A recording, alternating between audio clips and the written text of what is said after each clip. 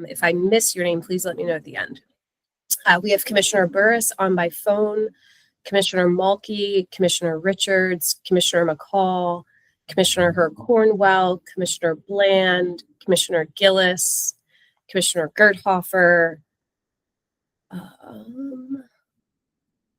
and Chair Bunker. And then we also have a new Commissioner Huffer who is on but not sworn in yet. So welcome. Thank you for being here.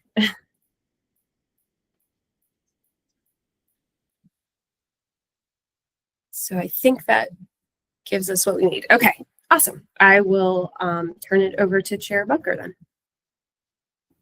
Great, thanks. Well, good morning, everybody. So first item on the agenda is the approval of the October 24th minutes. Has everybody had a chance to review the minutes? Any changes or comments? Is there a motion to approve the October 24th minutes? Commissioner Gerthofer, I'll make a motion to approve. Thank you. Second? Second. Okay. Once again, any changes or comments on the minutes? All those in favor of approving the October 24th minutes, say aye. Aye. Aye. Aye. Anybody opposed? Aye. Great. Was there an opposition? I'm sorry. Or was that an aye? It was an aye. Sorry. Okay, so the minutes have been approved. So we have we have some comprehensive reviews. The first one is the Town of Millington comprehensive review.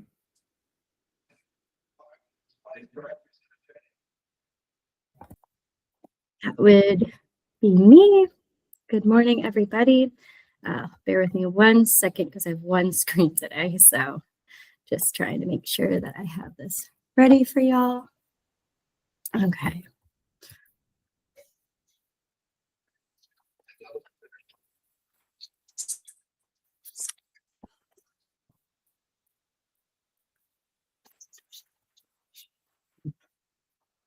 Okay.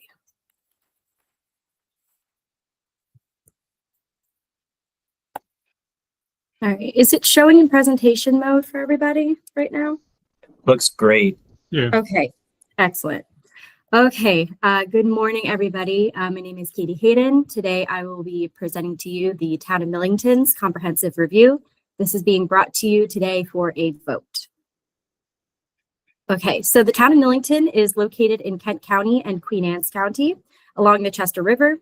On the right is a snapshot of the critical area, which with the town boundary shown in white. And the town originally approved its critical area program in 1986. Okie dokie. In accordance with Natural Resources Article 8-1809, local jurisdictions must review their entire critical area program and propose any necessary amendments at least once every 10 years. Millington's last comprehensive review was approved in 2012. As part of the town's most recent comprehensive review, the town proposed amending to their critical area program adjustments based on the Critical Area Commission's model ordinance for municipalities. And most of the town's critical area program is contained within Chapter 80 of the town's code, which is otherwise known as the town's zoning ordinance. And since the proposed amendments will bring the town's zoning ordinance into conformance with the updated requirements of the critical area law and regulations, commission staff are basically recommending that commissioners concur with the chair's determination to process this as this comprehensive review as a refinement and to approve the refinement with conditions. So again, updates to the town's critical area program in Chapter 80 were based on the Commission's model ordinance for municipalities. This model provides all the basic elements of the state critical area regulations, including development standards, density and use standards, amendment procedures, variance procedures, and enforcement procedures, just to name a few. The model also has optional provisions pertaining to non-water dependent structures on piers in the IDA, which the town did opt into as part of their comprehensive review. So just for your information. Okie dokie. So commission staff, however, are recommending, as I mentioned, just some minor changes to Chapter 80 to be more consistent with the critical area laws and regulations. And those recommended changes are provided in attachment 1 of your staff report. These changes include updates to references and program adoption dates throughout the chapter. It also includes language clarifying requirements for non-water dependent structures on piers, as well as some clarification for variances and clarification for the buffer. There's also some sections toward the end of the ordinance that are repetitive. So we're just recommending that they that the town either remove those sections or update them to just be more consistent with the rest of Chapter 80. So as I mentioned, because the comprehensive review is in conformance with the critical area law and recommendations, with the critical area law and regulations, commission staff are recommending that the commission concur with the chair's determination to process this comprehensive review as a refinement and to approve the refinement with the following conditions: that within 180 days of the date of commission approval, the town of Millington shall first, incorporate into their Chapter 80 zoning ordinance the recommended text edits described in attachment 1 of the staff report. And 2, work with commission staff to ensure that Chapter 66, subdivision of land, 24.1 critical area district, does not conflict with the amended Chapter 80 zoning ordinance. So with that, I will take any questions, and I'll also turn it over to Chair Bunker. Thank you. Any questions with the Town of Millington Comprehensive Review?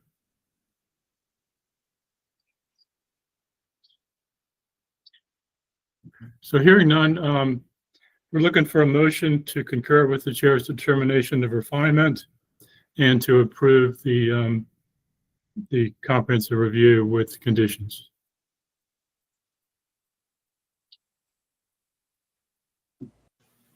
This is Commissioner Gillis. I move to accept the recommendations as stated by Katie. Thanks. Thank you. Is there a second? Second. Good. Thanks, Kat. All right. Any other questions or comments about the comprehensive review of the Town of Millington's plan?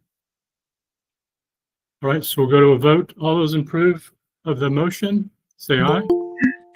Aye. Anybody opposed? Great. So next item on the agenda is another conference review. This is the Town of Greensboro.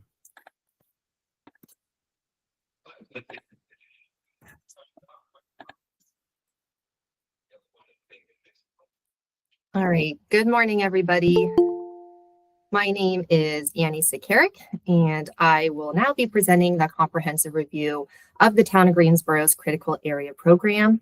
And I do believe we have a representative on the call from the town, Jamie Fowler.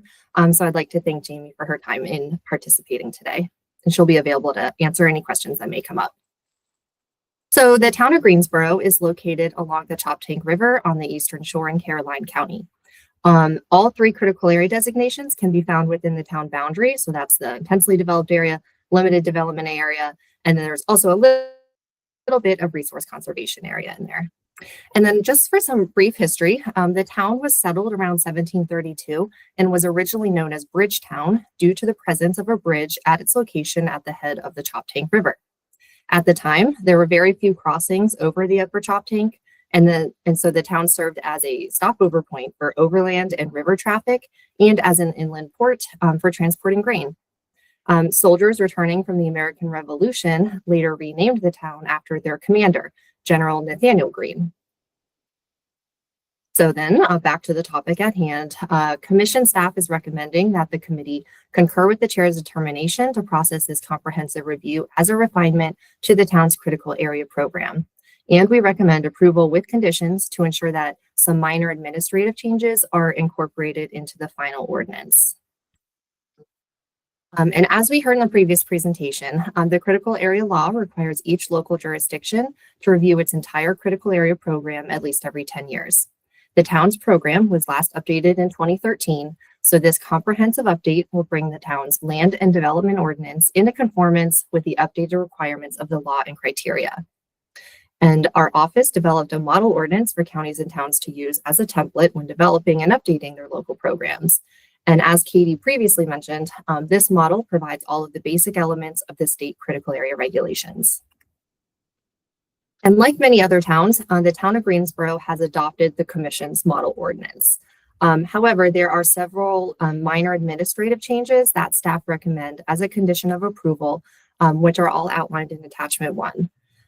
These changes include some formatting adjustments, replacing some placeholder language, with applicable roles and terms and processes used by the town. We are also recommending inserting the results from the DNR Wildlife and Heritage Service review, which did identify some site management considerations for the Upper Choptank River, which is a listed species site. So, as the proposed comprehensive review is consistent with the critical area law and its regulations, Commission staff recommends that the Commission concur with the chair's determination to process this comprehensive review as a refinement to the town's critical area program. Further, staff recommends that the chair approve the refinement with the condition that the recommended text edits described in attachment 1 are incorporated into the town's land and development ordinance within 180 days of Commission approval. So thank you, and I will turn it over to Chair Bunker for questions. Any questions about the Town of Greensboro's comprehensive review?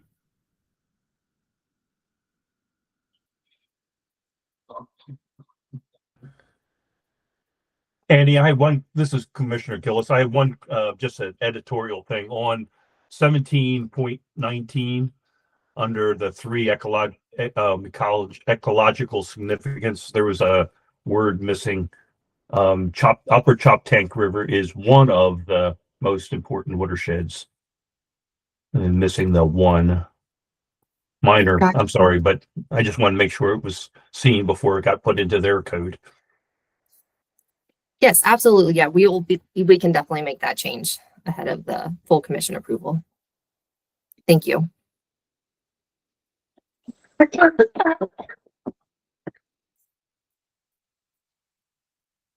Mara, you're breaking up. Can you try again?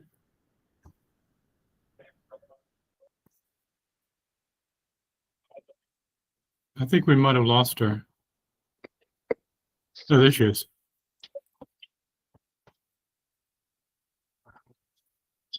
Any other questions or comments?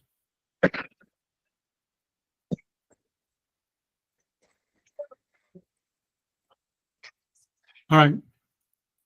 Hearing none, we'll move on to a vote. All those in favor of concurring with the chair's determination of refinement and approving the comprehensive review with conditions? I think Chair Bunker, we need a motion. I don't think we got a. Oh, sorry, we don't have a motion. Sorry, you're right. Is there a motion to concur with the chair's determination of refinement and approve the comprehensive review with conditions? So moved. All right. Is there a second? Second. Good. So now we'll move on to the vote. So all those in favor of concurring with the chair's determination of refinement and approving the comprehensive review with conditions, please say aye. Aye. Aye. Aye. Anybody opposed? Great. So we have one more comprehensive review. This is the town of Northeast. Thank you. I will hopefully get this pulled up in 1 second.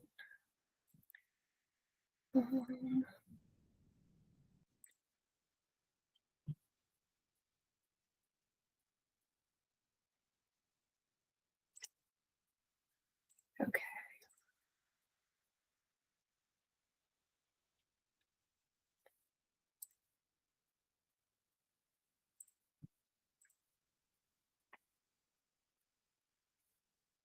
Okay, is everyone seeing my screen? Yes. Yep, looks good. Fantastic, thank you. So my name is Charlotte Sheeran. I will be presenting the Town of Northeast Comprehensive Review.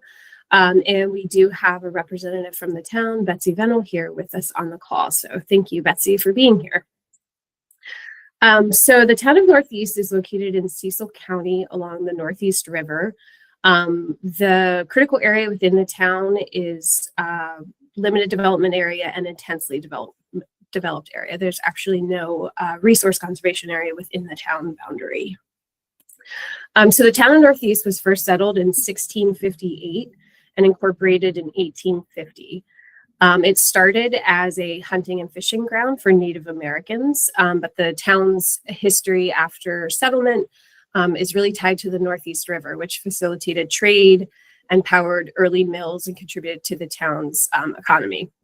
And this photo is actually of the McCullough Iron Works before they were destroyed by fire in 1894. So there was a lot of industry along the river.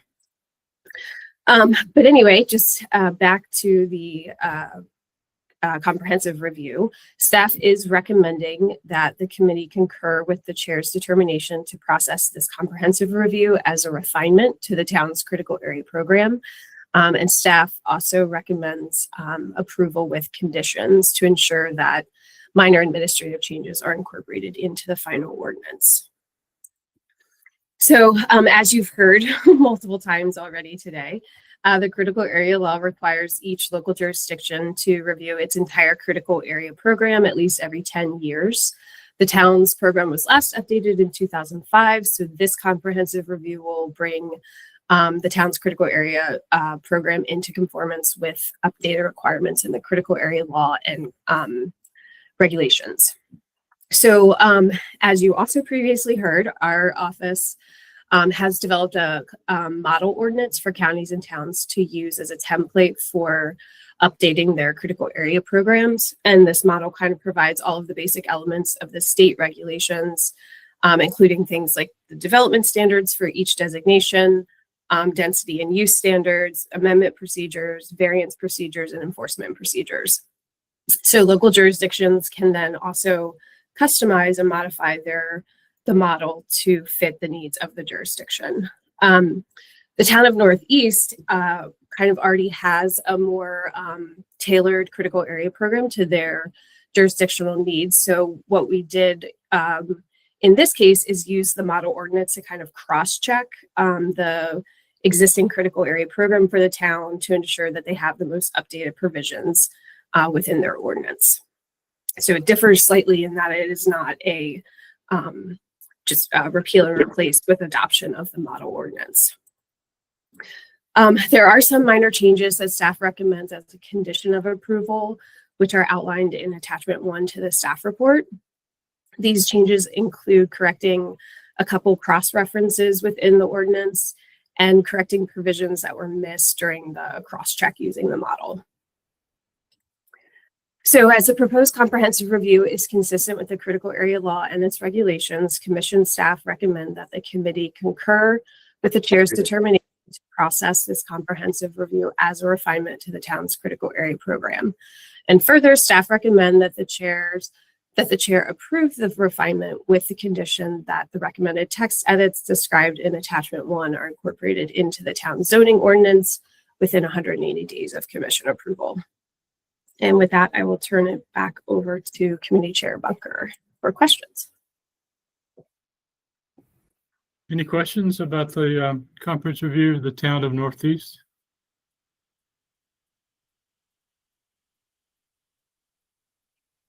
Okay. Hearing none, let's move on to a motion. So the motion is to concur with the chair's determination of refinement and approval of the comprehensive review with conditions. So moved. That's Commissioner Second. Gills. And then Yes. Commissioner Gerhoffer, second. Yep. Great. All right. Any other questions or concerns before we move on to vote? Okay. All those in favor of the motion, say aye. Aye. Aye. Aye. Anybody object? Great. So we've approved that comprehensive review as well. So we have two other items on the agenda. They're both text amendments.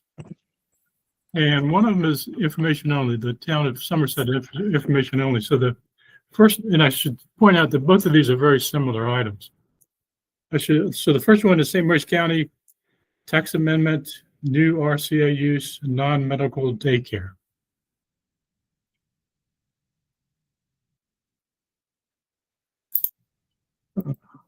All right, hopefully you can see my screen.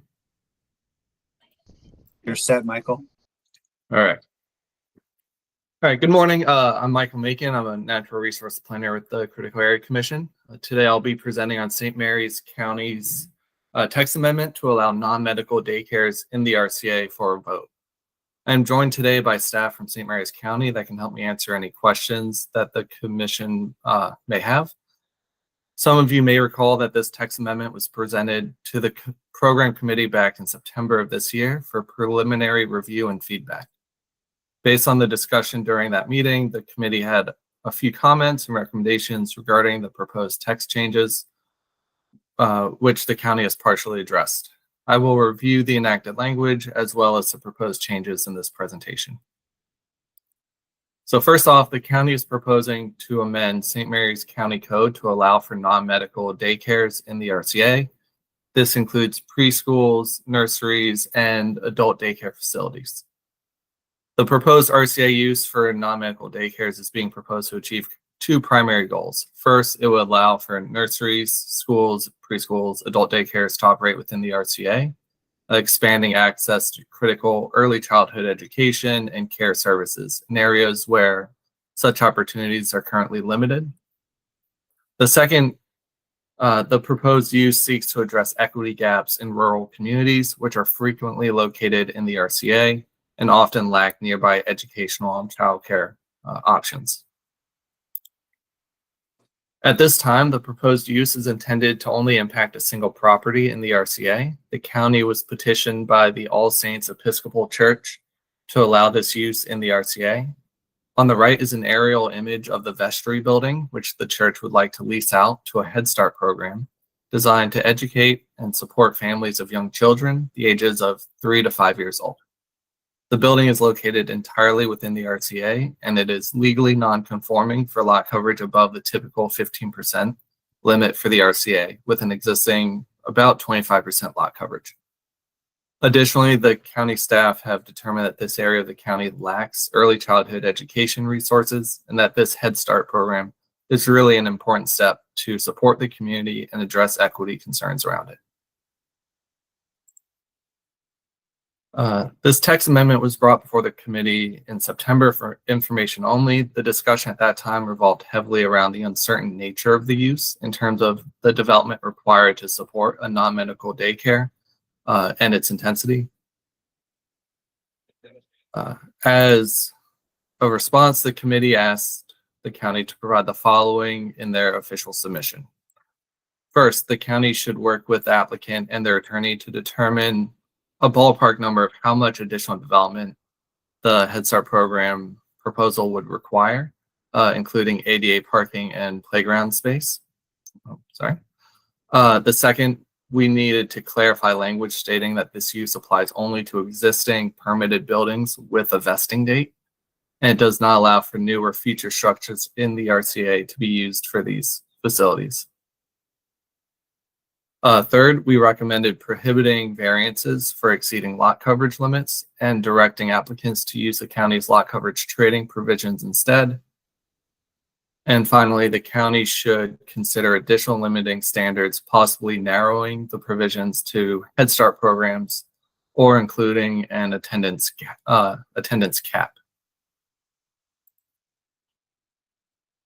Since the meeting in September, St. Mary's County adopted ordinance number 2025-22, which includes 3 additional limiting standards to the original text. The first restricted the use of buildings existing to buildings existing as of October 14th, 2025. The second requires applicant to utilize the county's impervious surface trading provisions before seeking a variance for exceeding lot coverage. The final limiting standard, final standard limits the attendance to no more than 42 individuals, which is the permit capacity of the vestry building. You can find the approved ordinance and the exact language in attachment 1 to the staff report. Before I move on to the next slide, I really want to explain what the impervious surface trading provision is in St. Mary's County. In the county, lot coverage existing before the critical area program was adopted can be relocated and replaced on site. You can really think of this as a vested lot coverage limit for grandfathered lots that were exceeding the lot coverage limit. In this case, it would set the lot coverage limit to about 25% for the proposed site. So moving on. So commission staff had some concerns regarding the current language of limiting standard B, where the applicant may seek a variance for exceeding the lot coverage after exhausting the impervious surface trading provisions.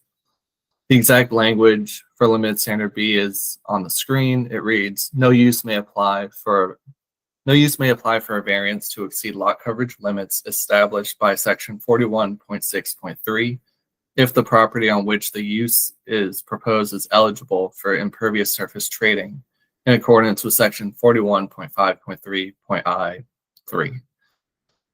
The county interprets this language to mean that the applicant must exhaust any impervious surface trading provisions before the applicant can apply for a variance, but a variance can still be sought by the applicant once that's exhausted.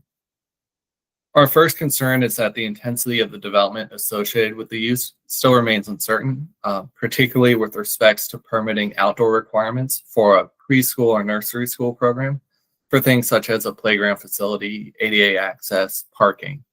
For a parcel already exceeding lot coverage, a variance would allow the applicant to further exceed lot coverage by some undefined amount at this time.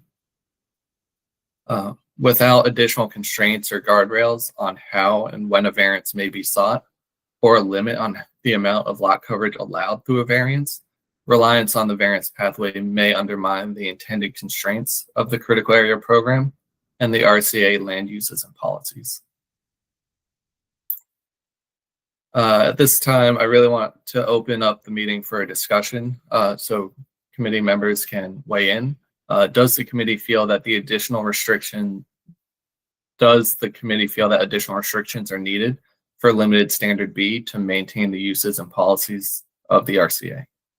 I've included the language for the specific limited standard here on the screen for reference.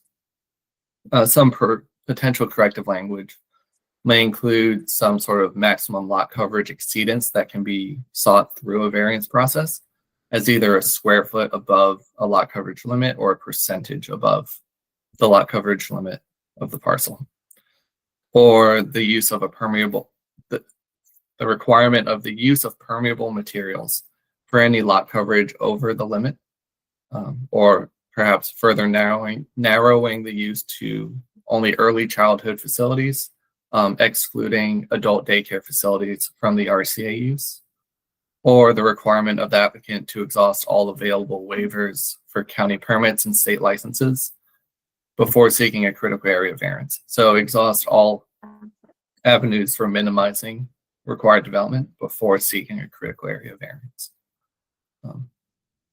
I'd really like to ask the program committee now if they have any ideas on what language may look like or if it's even necessary. Please weigh in. I can't see if someone raises a hand at this point. Do we have any questions or concerns?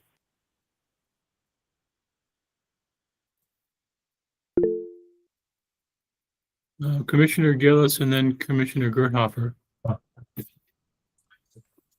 Good morning. I just wanted to ask real quick, Mike, being new to the commission, are there other places that you have provisions that allows you to go above the 15% maximum coverage?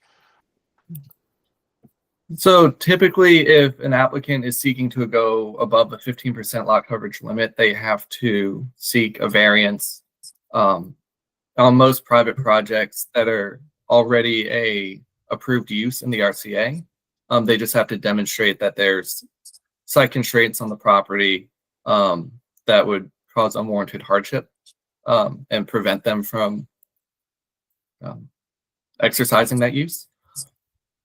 But there's nothing that like directly allows for a site to exceed the 15% right now. And are there any guardrails in those variance requirements? Typically not, but that is because if it was a kind of a use already approved in the RCA, it's kind of in line with the RCA goals and policies. With this being a more kind of like commercial facility, it's kind of on the edge of what we would consider an RCA use. I also think that, this is the same issue we're going to deal with on the next discussion, is this whether or not this is really an approved use for RCA. And are we just opening up a can of worms with everything across the whole county or the whole state? I mean, I will add that I think like a daycare use is not like in the RCA across uses can vary. And I believe we have seen some daycares across, but again, I think as Michael is saying, if it's constrained, if the lot coverage is kept small, the number of people who are using it is small. And I think it is something that could be allowed, and this could be a good way to use it, because if not, they would have to go to growth allocation. And so the complication could be if this parcel isn't adjacent, then it would be a non-adjacent growth allocation. You might start having some anchors of higher zoning, which would allow for more intense use that maybe that conflicts with their comprehensive plan. So it gets a little complicated and complex. But I think, as Michael is saying, if there are guardrails, I think it could be something that could be okay, both this and the next one, if we get the right parameters. All right, thanks. Commissioner Gerthofer, your hand is raised. Yes, thank you.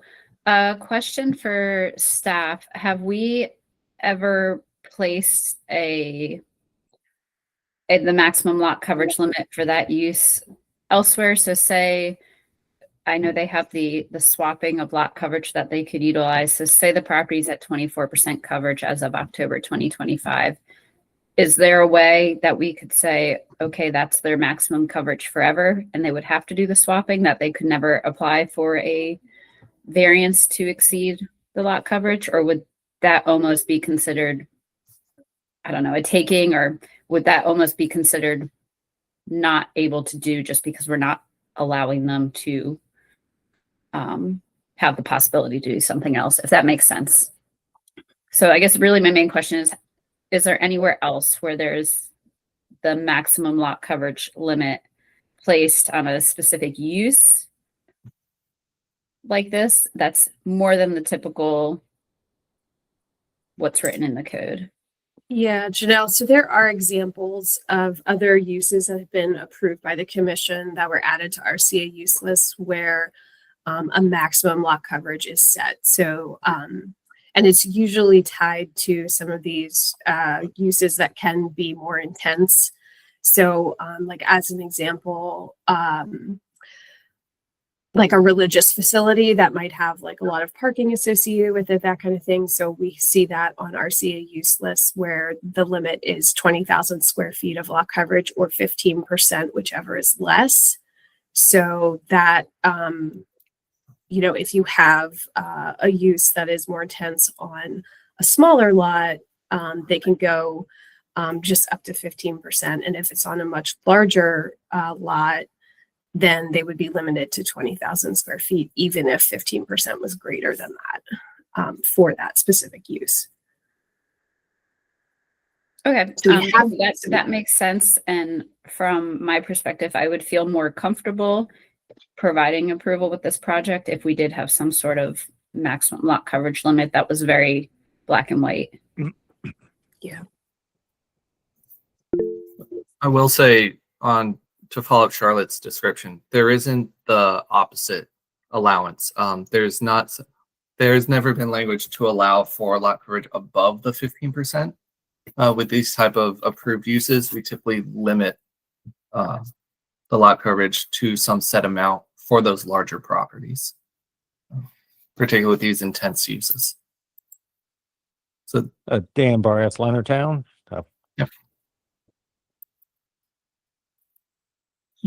Yes, do you have a comment or question?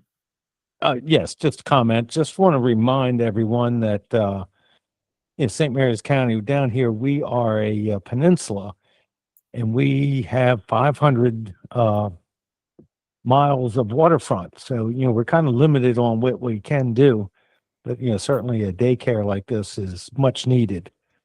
So I would appreciate you considering it. Thank you. Thank you. Commissioner Cornwell, you have a question or comment? Yeah, I guess I'm one of the conditions in the ordinance where it's no use shall serve more than 42 individuals at one time, I guess sort of raises a flag for me. Should this is definitely being applied to one specific property, but what happens if there are, I just think that maybe it should be a different approach versus the actual number, whether it's tied to maybe it is the maximum capacity of that existing structure, or instead of having a specific number associated with it. That just seems to be, I realize that it's done for this specific property, and I think it could be problematic in trying to apply this to other properties moving forward. So I'm wondering if that is an appropriate condition, and open to thoughts about that. Just so I understand, you're questioning the capacity? Yes, that there's actually a capacity number associated with this type of approval. So whatever, on a different property could be limited to 42 folks. Should it be instead limited to the capacity of that existing structure that's being sort of grandfathered in for this use? Well, I think that's a question. Is the 42 the limit because of the building size? It's really not a critical area commission limit. Is it a limit set by the state for daycare facilities for the size of the building? yes, that's my understanding. It's the 42 was chosen based on this vestry building, and it was the maximum capacity for the state permits for how many kids can be inside the facility. But St. Mary's County, if anyone wants to chime in. Hi, this is Jessica Andritz, and I'm the Director of Land Use and Growth Management for St. Mary's County. Can y'all hear me okay? Yes. All right. Thank you very much for having us on this morning. So the 42 individuals, that was a cap placed. You have to remember that this particular application was applicant driven, meaning somebody that had a facility where daycare is sorely needed. And I'm going to say daycare, but preschool education is sorely needed. And so 42 is the cap that particular building could support. One of the things that we thought was good about this particular cap was that even if there were other places in the county that were larger and could accommodate more, we were very sensitive to the fact that we were asking for an additional use in the RCA and wanted to still be consistent with the tenets and principles and goals of the critical area program. So we were very comfortable saying, if you can't have any more than 42. The other benefit to having that particular cap is that it does limit artificially, if you will, the limit on lot coverage, because one of the I'm going to say two things that might create the possibility of additional coverage could be a playground. But if the number of children is capped at 42, the state, isn't going to require, I don't believe, a monstrosity of a playground. The same is also true because we're talking about an existing building. It also places a limit on the number of parking spaces that are needed, which would also then necessarily cap additional lot coverage just on principle of the existing use of the site. So that's how that 42 came to be. It works for this particular use, but serves as an artificial cap for any other places in the RCA with existing structures that also wanted to open their doors for preschool education. Thank you. Commissioner Cornwell, does that help you with your question? I understand. Yeah, I mean, that makes sense that you would be using that based on, it seems like such an arbitrary number. I understand the reasoning behind it, but I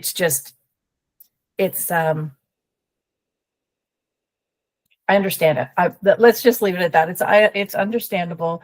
I just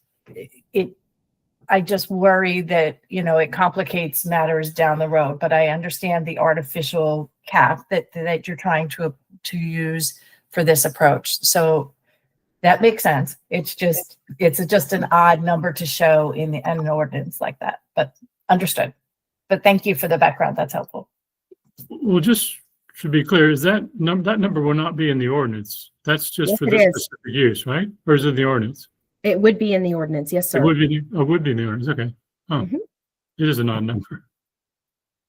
Nick, did you have a question or comment? Oh, yeah, I had a comment to add to maybe Commissioner Hurt Cornwell's idea and to Jessica's comment. Could an option be something like, if you stuck with I'm trying to think how to describe 42, the maximum in the building or 42, whichever is less, so that you wouldn't have a site that maybe had a capacity of 10 that could do 42. If the capacity is 10, it's 10. But if you had one that could do 60, it would still be 42. So it kind of creates that cap. I don't know if something like that would maybe get more towards what Debbie was thinking about, maybe make it feel more comfortable. I'm sorry, Commissioner Nick, Gill? I didn't understand exactly what you were suggesting. Would you mind repeating? Yeah, it'd be something like the maximum capacity of the building or 42, whichever is less. So if a building could only hold 20, it would be 20, it wouldn't be 42. But if the building could hold Understood. 60, it would be 42. I don't know if that's an option that the commissioners may feel comfortable with. That makes sense to me, Nick. Okay. Yeah, I think that would be a good guardrail, both just saying the maximum capacity period of that existing building, and that along with the maximum lot coverage would bound even the larger facilities, would bound them and constrain them a little bit more, and wouldn't have to have a specific number to a specific building or a specific project. Just my thoughts. I have a question about the impervious surface trading program. Do you go off site for looking for impervious surface for trading? Is that how that works?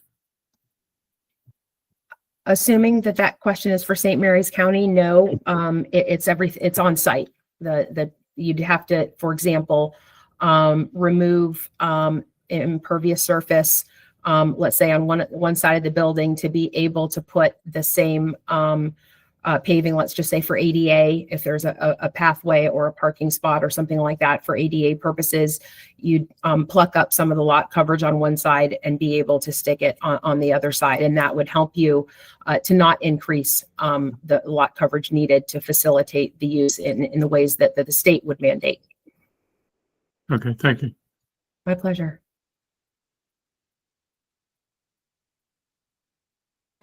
Any other questions for the staff or for the applicants, the county? So, how do people want to proceed from here? So just process wise, I might need Emily's help on this, but my understanding is at this time we would be recommending that we return the text amendment for the county to make changes to the language. And I think what we need is at least a very specific description of what those changes should address. Because we aren't necessarily recommending exact language as like a condition of approval, but it would be kind of more along the lines of, we want them to make these changes that address X, Y, and Z. Is that correct, Emily? Yeah, that's exactly right, Charlotte. And I think, I'm not sure if it would be helpful at this point to sort of recap, I think, what I have heard as some potential options from the committee. One of them is the conversation that we had with Nick and Debbie, where it's a max cap period. That's one option. Max cap of the of whatever the building allows. Another option would be max cap of the building, or 42, whichever is smaller. And then the other conversation that I think I've heard from Commissioner Gillis is perhaps a max cap of what the building allows, plus some limit on the lot coverage exceedance. And that also would tie in with what Commissioner Gerthofer said. So those are the sort of some of the options that I think I've heard. So I'm not sure where the committee is interested in going, but it might be helpful at this point to discuss that prior to actually developing a motion.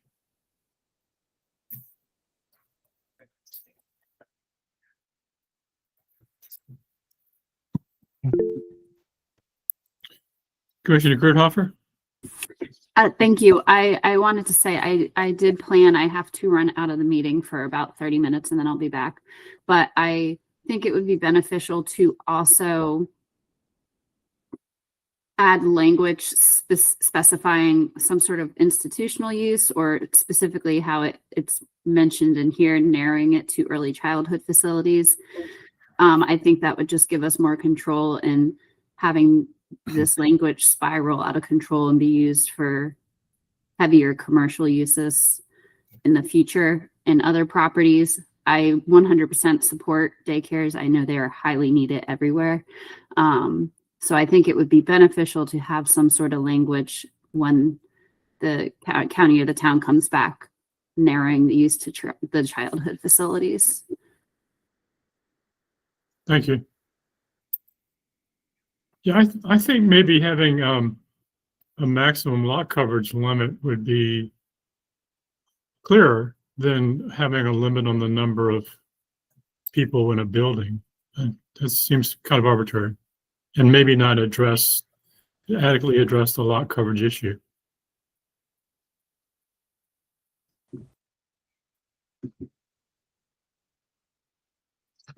I will point out that through the permitting process for early childhood facilities, that and the limiting this to existing structures, there is kind of a built-in maximum capacity that could be used by this use already. There aren't that many facilities in St. Mary's County that would be able to support this type of use to a large capacity. And permitting standards will also play into it from the Department of Education. Mm-hmm. So just keep that in mind.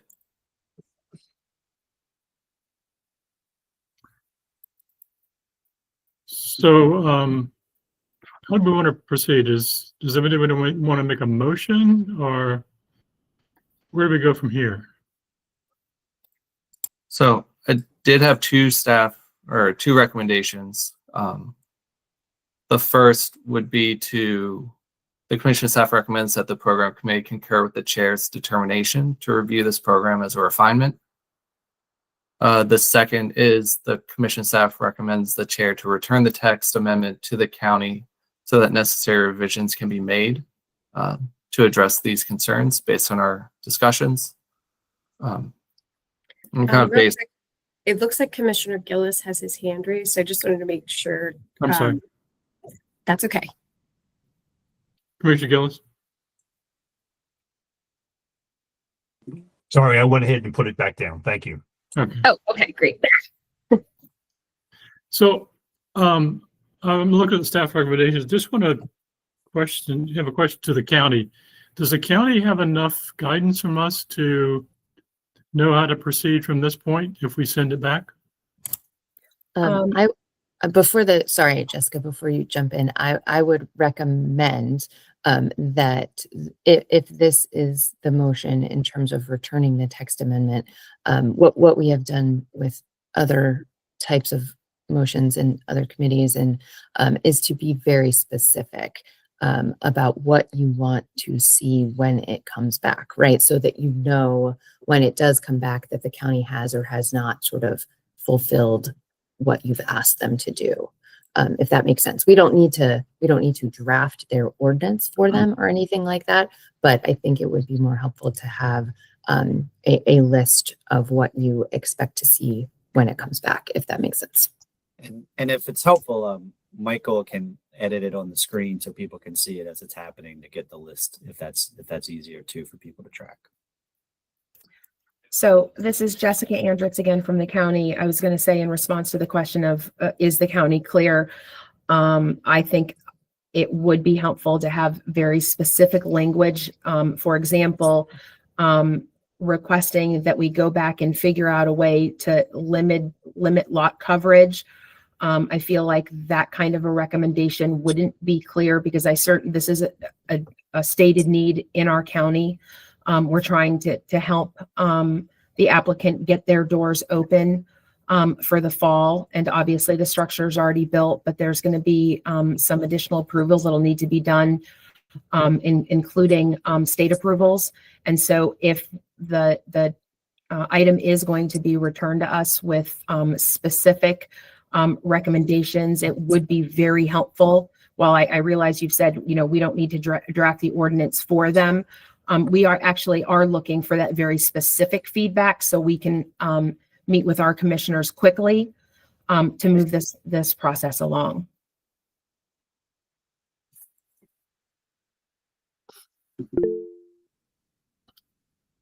Commissioner Gillis, you have your hand raised. Yes, this time it's for real. My look at this is the three recommendation changes that the staff has put together, the A, B, and C. I think what this discussion, at least from my perspective, I believe that the guidance on A and B gets us to where we're trying to be with restricting things. I think C can be better served by saying the maximum capacity of the facility that's being proposed. And I think that would then give us some boundaries that I think would be useful, but still give you some flexibility for some future things. So I would like the commission to consider that as a recommendation back to the county. So, Michael, can you go into editing mode on this slide for the second recommendation? Okay, cool. So if we phrase it that commission staff recommend the chair return the text amendment to the county to address the following concerns, Emily, or to make the following changes? Yes, to make the following changes. Yep. Okay.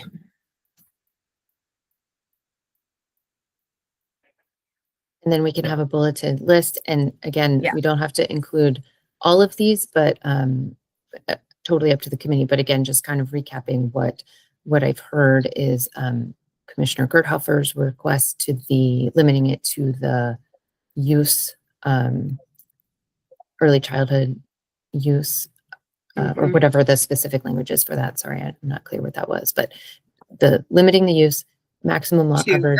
To early childhood education. Yeah, she had early childhood facilities is what she said. Okay, perfect. And then another bullet would be related to a maximum lot coverage, either percentage or square footage, or both, like we have had in other examples. And then the third, again, just for discussion, option or not, would be the max cap of individuals. But I've heard a mixed discussion about that. So I guess I'm curious, what would the committee feel is a maximum cap for individuals? Like, how would you want the county to write that? That's different than no more than 42. I mean, I think what Okay. we discussed is no more than the allowable limit based on the size of the building, or 42, whichever is smaller, right? I think that would be a type of limiting language. Again, but I have heard both yes and no to that type of language. So I'm not sure where the committee consensus is. I think my understanding is based on the language that's already in the ordinance and the permitting requirements that are tied to these type of facilities through the Department of Education. They would impose a cap if the building is smaller and would not support 42 individuals. The Department of Education would not allow them to have more than the cap of the building. Nick, Nick. hand raising? Yeah, I just want to note that Commissioner Mulkey has in the chat a question. She's having audio issues. She asked, has the county identified adult daycare non-medical as a need as well in the RCA? And I guess I'll lower my hand. Jessica Andrus again for the county. So as a matter of fact, I will say we are in the process of updating our comprehensive plan and have had several public works sessions with our planning commission over the initial draft of various elements. And one of the things that we have noted, both the planning commission, the community, and our Department of Aging and Human Services, is the need to assist seniors aging in place and adult daycares, as you can, I don't know who here is familiar with them. Unfortunately, I am familiar with them. It was an option that we were exploring for my father before he passed away from a Parkinson's related illness. But adult daycares do allow for an important level of socialization and sort of well-being. And it's something that the Planning Commission is really focused on over the past several weeks, is overall community health and what that looks like. So adult daycare use, while this is not what our particular applicant for the Vestry of All Saints has requested, because they've been approached for preschool daycare, the fact does remain that allowing adult daycare facilities in already established areas where people in the community gather would help. I'm going to say seniors, but they don't necessarily need to be seniors. It could just be someone that needs some extra support and socialization during the day, but it does allow them to continue to live in their home with some assistance and preclude the need for having to go and have some sort of be involved in some residential use that would separate them from their family. So I will say it is something that is certainly on the minds of our planning commission, and something we'd have to go back and talk about seriously with our commissioners, because adult daycare certainly is something that supports overall community health in St. Mary's County. If I could weigh in, I agree. I mean, if we're concerned about lot coverage, I don't know why we would restrict them to early childhood facilities. It doesn't seem to make a lot of difference one way or the other, whether it's adults or children, if we're trying to limit the lot coverage. Thank you, Mr. Chair. I do have another question about the maximum lot coverage, either percentage or square foot. It would be very helpful. I don't want to have to keep coming, back and forth with you all and tying up your docket. Is there a specific limit that you all would be comfortable with, so that we don't come back with some suggested language and you guys say, with all due respect, actually, we were hoping for something a little different? Is there any way that you could provide some more specificity? I will say that because we are limiting the number of individuals, it will obviously limit intentionally any additional lot coverage. I don't suspect that the additional lot coverage would be significant, but if we could get some very directed feedback on that item, if this is where the commission is heading, it would certainly be helpful to have that.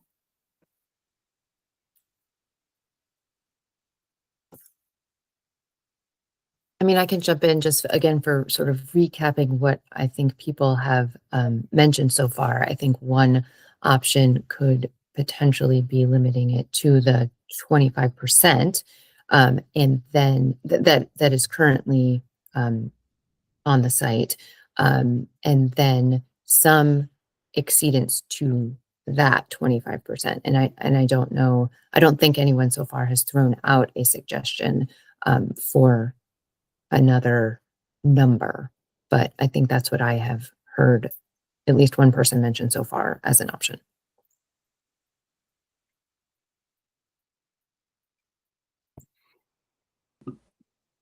So what is the standard in RCA throughout the state on the percentage of lot coverage? So it can differ based on the size of the lot. For a lot of this size, the limit is 15%. As Michael said in his presentation, this lot is already over that limit. It's more at around 24%. But that lot coverage is vested, so it existed, prior to the critical area requirements. So in cases like that, a lot can keep their vested amount. Very well, but then I guess then the question is, what is the percentage above that that we would allow in variance? And again, we're already 10% above in this particular case. Are they going to require more than more than the existing 25% to put in parking and playgrounds and other facilities that are going to be necessary? Is that something we know already, Jessica? I'm sorry, could you repeat the question? My audio was going in and out. So they are already 10% over what is kind of the recommended lot coverage. They're already vested, so that's fine. But the question is are they assuming that they're going to have to add to the impervious surface, given that they're going to have to put parking and other things in there potentially, like playgrounds and things like that? Actually, and Chris Longmore, the attorney for the applicant, may also be on the call, so he might be able to speak more fully to this. But I don't actually think they need to add any parking. The only thing that I could see them needing to add is a playground, but because we're talking about preschool age children and not, let's say, elementary or middle or high school children, the scope of what would be required by the state for outdoor fenced-in play areas would be somewhat limited. But I can't speak to exactly how much additional lot coverage they would need. But obviously, they recognize that they're in the RCA and are not really trying to pave paradise, if it will. So I don't know that we have a specific percentage, and that's why we were leaning so heavily on the lot coverage sort of, how do I say this, being limited artificially but meaningfully through the cap of use of existing buildings and 42 individuals, or the maximum capacity that a building would allow under state regs, because remember, we're talking about the state here. Whatever that would allow, whatever is less than that. Chair Fisher has his hand raised. Thank you, Commissioner Bunker. I think my question might make more sense after we've heard the conclusion of this particular question. So I would defer to the other hands in the room. Mr. Hauser, you have a hand up? Yes, I did. Quick introduction, John Hauser, Deputy County Attorney for St. Mary's County. Just thought I could jump in and maybe just provide a little broader overview of variants, how those are typically done in St. Mary's County. Might satisfy some of the commissioner's curiosity about this. St. Mary's County, like any critical area program, allows for variances to lot coverage, other dimensional limits. That's as stipulated in the Natural Resources article. You have to allow variances. The underlying idea behind them is that when you get in a situation where there is no other way to achieve kind of your intended use for the property, you're permitted to go up and make the ask for a variance.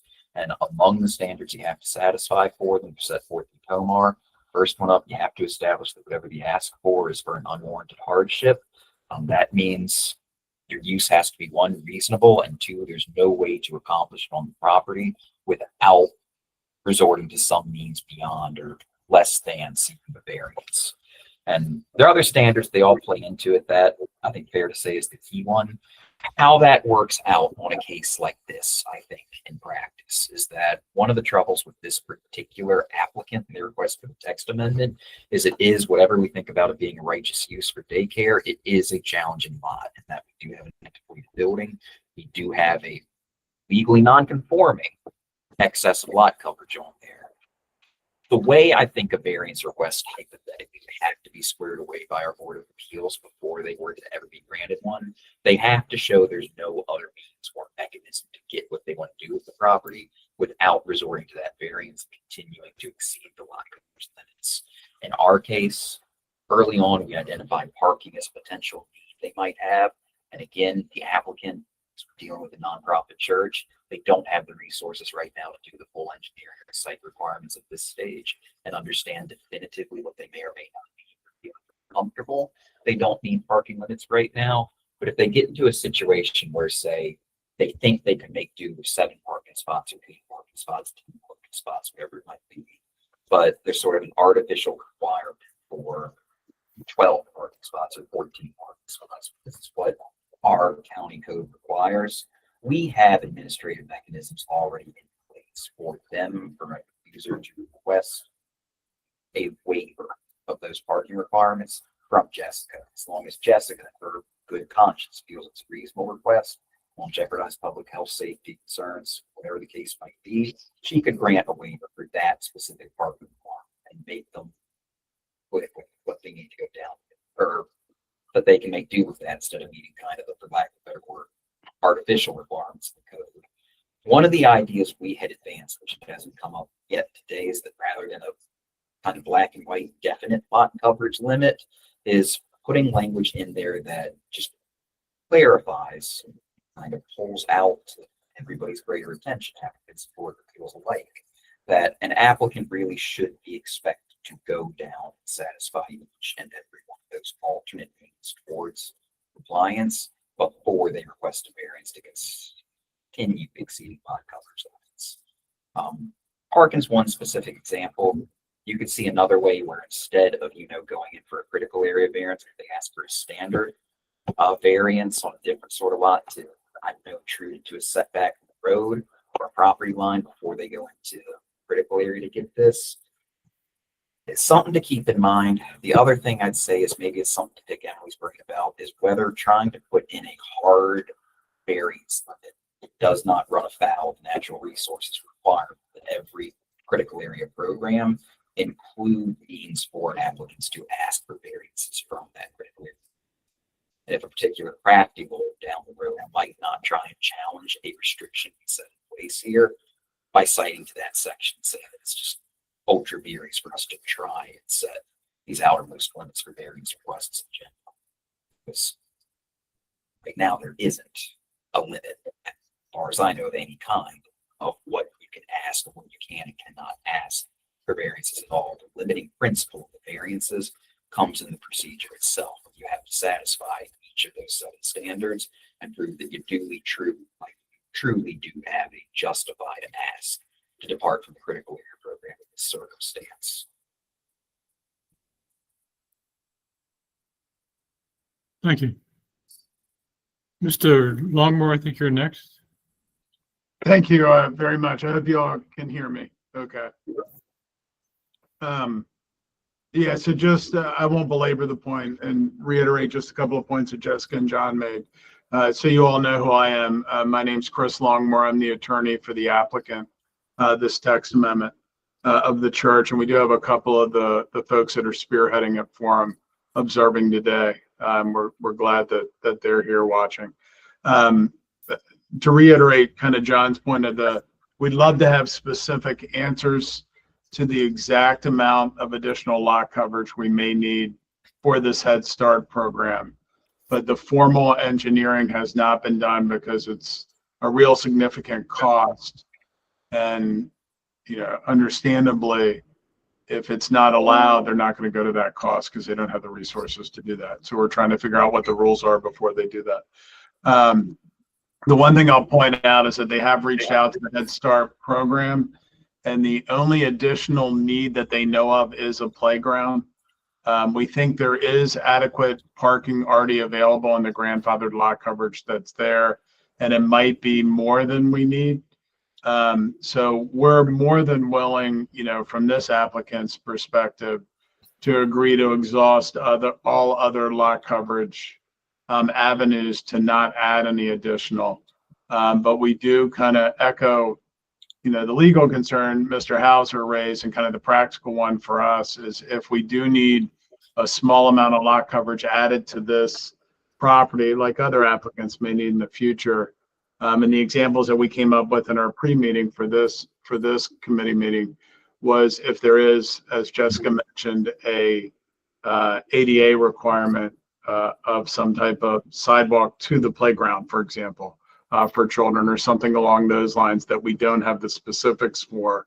We want to make sure we don't go through this process and get the approval and not be able to do what's needed to get it open. That's our only concern. There's no intent to add any additional structures or any of that. And we very much were supportive of it being limited to existing buildings. And we think that that is a good limit that will prevent abuses of this in the future. But that's kind of where my clients stand. So I wish we had more specific and we could tell you we need 100 square feet and that's all we need. And we can put that limit in and my folks would be comfortable. But we just want to make sure there's not another requirement from the Department of Ed or somewhere else down the road that we miss in our calculations today. It would really be based purely on need if there's no other way to reduce the existing lot coverage on the site as far as my client's concerned. So I appreciate the time to share that with you. Mr. Longmore, just to summarize, you think that what you're saying is you think that 25% is sufficient, but you're not sure. Is that sort of the summarizer? Well, we know we need to add a playground.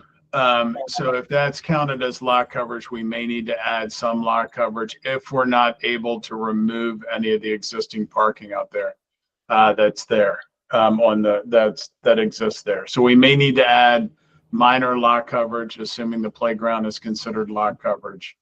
We just don't know if we'll need minimal other lot coverage to get to the playground for the children as required by some ADA or similar requirement. Thank you. Emily, you have your hand raised? Yes, I did. I just wanted to clarify one point about the variances and the variance requests and things like that, just to follow up from what John and Chris had mentioned. And I think Michael mentioned this earlier as well, but typically what we see in the variance context is that the use is already permitted in that district or zone or whatever it is when somebody is asking for an exceedance of lot coverage. And here what would be happening is allowing a new use. So in that circumstance, what committees have done in the past is this idea of some maximum, whatever it is, maximum lot coverage or maximum square footage or both, in lieu of asking for a variance. So the variance would not be allowed because it is tied to this new use in the RCA. So I think we're sort of, there's a lot of discussion about how this could potentially go. And I just wanted to clarify that this cap idea on the square footage would not allow for a variance beyond that. So if anybody, and I'll just leave it at that. Oh no, and sorry, I did have one other point. Sorry, I wrote it down, but I forgot.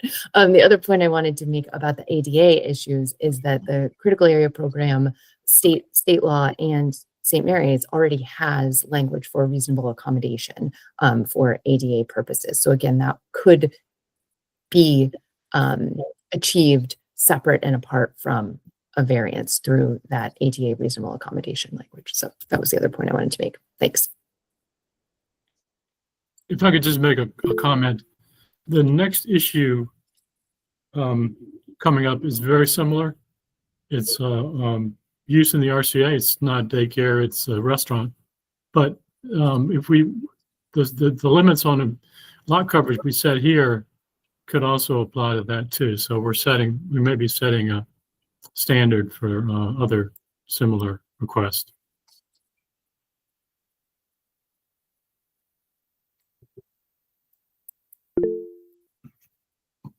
Chair Fisher, sorry. Thank you, Commissioner Bunker. And Jessica, it's good to see you. John, Chris, thank you for your time today. Really appreciate the collaborative spirit. I guess I just had a question for Emily and then a general thought for the good of the order. Emily, you had mentioned the idea of sort of setting the floor at 25% and then maybe an increment from there. And I wonder how that would play out on other sites. I know this one is at 25, but if we had another grandfathered use that was at, let's say, 18, would that give them an automatic increment up to 25? So I'm wondering if we did want to set a lot coverage limit, if we should start at, say, the existing lot coverage rather than a hard number at the floor. So that's one thing. And then, more generally, I think one thing that I've heard everyone agree on in this call, not to speak for other people, but this is what I'm hearing, is that at the very least, a variance process is that's the last resort. And as Emily mentioned, we are writing law now, right? And so if we can write it in a way that avoids the least appealing approach for everyone, which is a variance, we should try hard to do that. And there are some other circumstances in which we have seen this coming. One is lot coverage exceedance on small grandfathered lots, of lots for less than a half acre or something. Staff can correct me with the exact numbers, but we do have an allowance built into the law for an additional 500 square feet of lot coverage on these small lots, because we know that in many cases they would otherwise need a variance. They're constrained in a way that it's okay if they exceed it. It doesn't mess up the program. So we have that administrative allowance in there. Now, the interesting thing about that is that additional 500 square feet must be pervious materials. And for the most part, the critical area program does not make a distinction between pervious and impervious, because we know that development footprint, regardless, has an impact on nature. But in this case, we did make that distinction. And so there is that administrative allowance without a variance up to that additional 500 square feet, as long as the materials are pervious. I would imagine in most cases, a playground would also be pervious. So just throwing that out there, it feels to me like the committee is struggling with picking a specific number because we don't have as much information as we would like. And I'm not sure how to get over that specific hurdle, other than to note that this is not a final action today on this issue before the commission. So Emily could tell us if there's any way to buy ourselves a little bit more time on this one to see if we can come up with a number that satisfies the applicant, the county, and the committee. That's what's on my mind. Just thought I'd throw it out there, and then defer to Emily on the question about the lot coverage floor and whether 25 or existing might be most appropriate. Thanks. I agree with you, Eric. I just threw out 25 simply because that's what I had heard people say, but I do agree with the implication of that. Like, if we put that floor in here, then it would apply to other uses and other facilities in the county. So absolutely, if the committee wanted to go with the existing lot coverage plus some exceedance, that would probably be more applicable, across the zoning ordinance or the zoning district. And I did want to point out in the chat right now, both Nick and Charlotte have put in some examples of potential limits from other places in the code. And then I also what else do I need to answer? Oh, is there a way to I think, sort of buy us some more time or buy the committee some more time. One option at this point could be for the committee to take up the first bullet, which is determining whether or not this should be a refinement, and then not taking an action, a specific action on the second bullet in terms of requesting specific changes to be made. Instead, the committee could decide to sort of not make a specific recommendation. And then when we get to the commission meeting, it would just at the commission meeting, then there would be an action, a motion where those specific recommendations could be made by the whole. Or no, that's not how that's going to work. Sorry, that is not how that's going to work. If this is a refinement, we will have it on the agenda at the full commission meeting, and then the final decision would be the chair's, and he would have to make that decision within 10 days following the commission meeting. So in terms of process, the committee today could just make the first decision, refinement or not, and sort of not make a decision on the specific changes to be made. Okay, sorry, that was a roundabout way of getting to the answer, but that's the answer. I think what the chair was suggesting, and I like the idea, was to start with the existing lot coverage and then allow a percentage above that. I think that's where the chair was going, and I think that's a great compromise. I don't know a percentage to suggest, but that may be where we might want to go. If I may, is there a way to tie the variance to exceed to the minimum necessary to meet state permits for early childhood facilities like this? They could be tied to the state permit and how much footprint they need to develop for the playgrounds, for ADA access. As opposed to setting a hard limit, we recognize that this need is important and tie it back to the education department. Is that an option? I'm not sure that might be the best option in this case. I think we might want to just stick to where we were going with Emily's recommendation personally. Okay. Commissioner Cornwall has her hand raised. Yeah, I would just wanted to say that I concur. I think that, Emily's recommendation, it seems to make sense to me.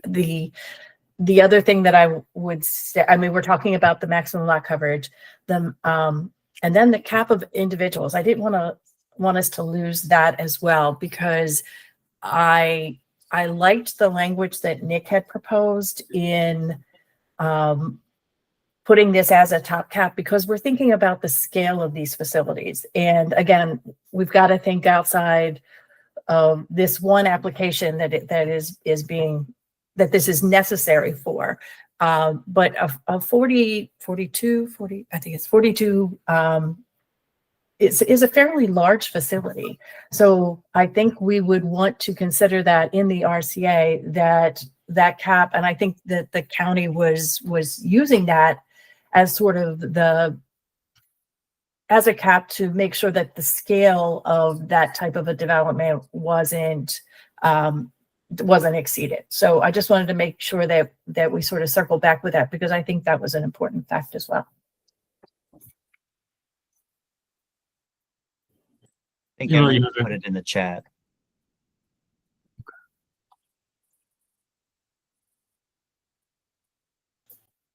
Thanks, Emily.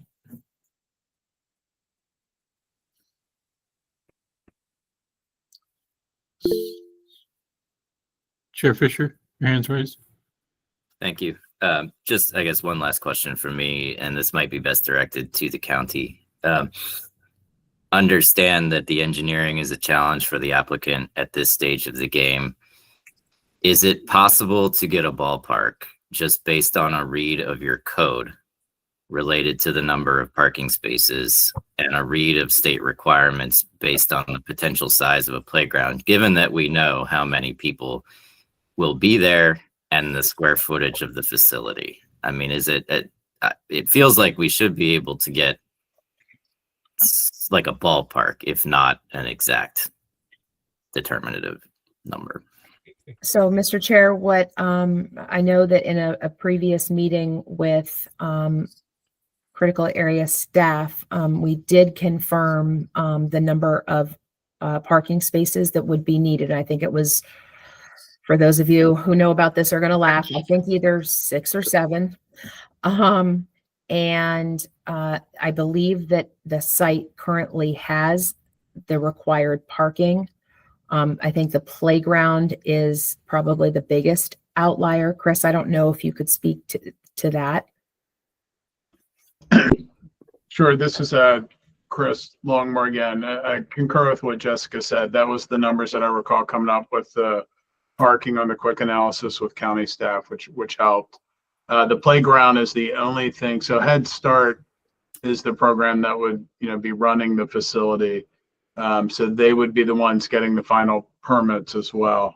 They've told us the only thing they need is the playground. That's the only thing they need to add of any kind from what's there on the ground, in their opinion. So that's the only addition we foresee for this site. Just to alter some finality to that discussion, Jessica, I pulled up the CCO and background for everybody. It might bring some prior comments into greater context. For all of our delineated uses, we have a suggested minimum amount of parking in our own CZO for each use. If you go over it, you have to provide some landscaping. If you go under it, you have to get the justification of the director. For this particular standards of this case and every other, required parking under the county code is 1 for every 6 children, which with 42 kids comes out to 7 parking spots. If 7 parking spots itself were even excessive, and Mr. Longmore's clients in good conscience felt they could get away with or make do with less than that, there would be an option for them to seek a waiver or reduction of even that low amount from Jessica, as long as the justification they present is reasonable and backed by, substantial evidence. Jessica could in good conscience grant that necessary. Okay, so Charlotte and Emily have their hand raised, and I think probably we need to move on after we've heard from both of them. So Charlotte, Okay. first, and then Emily Emily, I think just put in the chat what the answer to my question, which was going to be, what is the size of the outdoor area based on the attendees? Yeah, I'll jump in, Charlotte, real Yep. quick. I just found that from the, let me look at the official title of this, the Maryland State Department of Education Division of Early Childhood Development, Office of Child Care Resource Guide.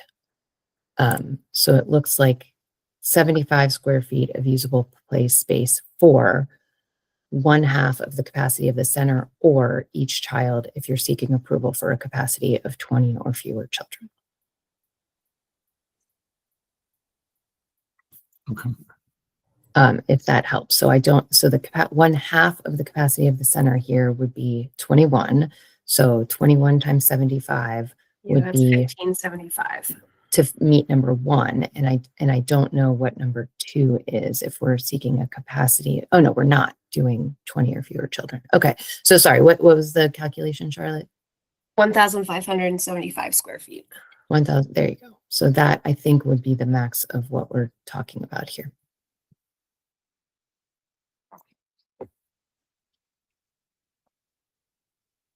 does everybody think we've got enough information to make a motion? There's a motion on your screen. Proposed motion on your screen.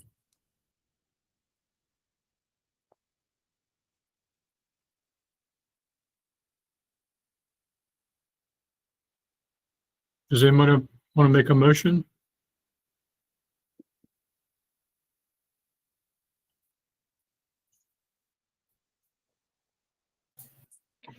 This is Debbie. I'll make a motion that we recommend that the program committee concurs with the chair's determination to review the program changes of refinement. Do we need to do both as one, or do we do them separately, Emily? I think in this case, it might be better to do it separately, just given how the discussion has proceeded. Okay. Okay, so we know that we need to make a motion on the committee's concurrence with the chair's determination of refinement. So I'll make that motion to start. Okay, second? Second, Dan Second. Burris. All those in favor of the committee's concurrence with the chair's determination of refinement, say aye. Aye. Aye. Aye. Any opposed? Great. So now we need to move on to the second motion.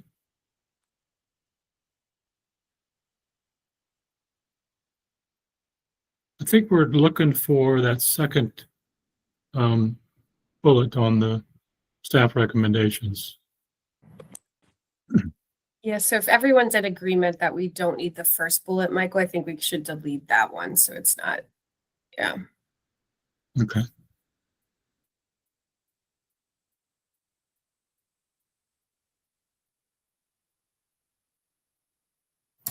I mean, can I jump in real quick? One option could be for the lot coverage piece, sort of piggybacking off of what Chair Fisher said. It could be the existing lot coverage.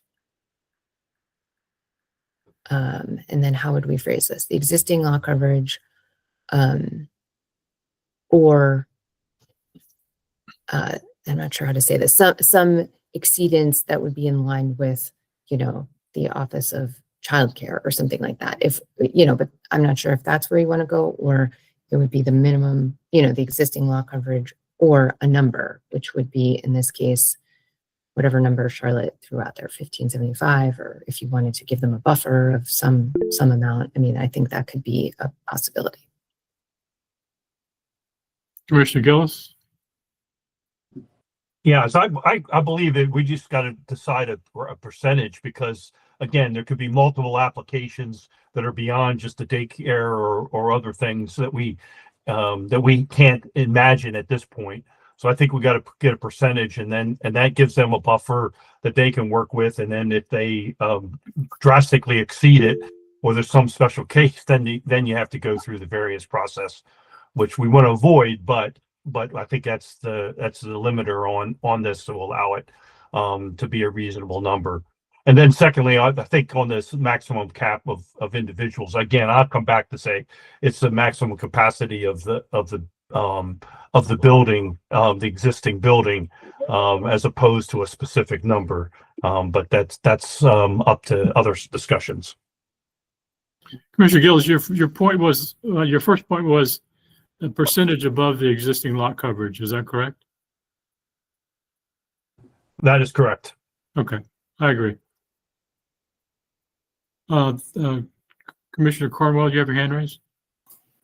Yeah, I just wanted to circle back on this as well, that specifically we're looking at this as this new additional use, the non-medical daycare use, which does have more than just the daycare, this early childhood daycare center that we're talking about. So I agree that, getting the number, having that threshold of what we're looking for is important, but it also would apply. I guess my question then is that only applying to this specific use, or is it to other uses in the ordinance?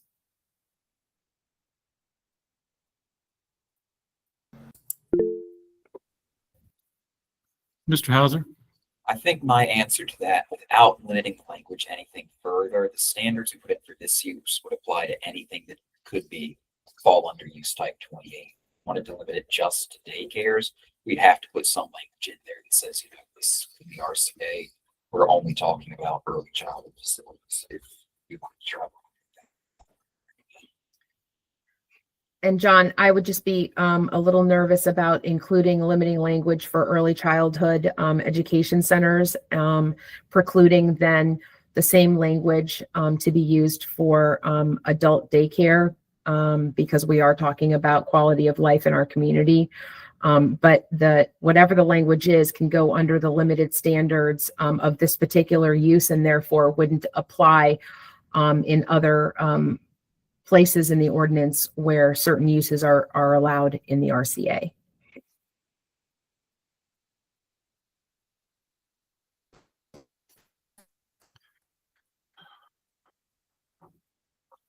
Okay, so looking at that second major bullet, I think what Commissioner Gillis was suggesting in that first bullet, instead of maximum lot coverage, we would say percentage lot coverage above the existing lot coverage. Is that correct?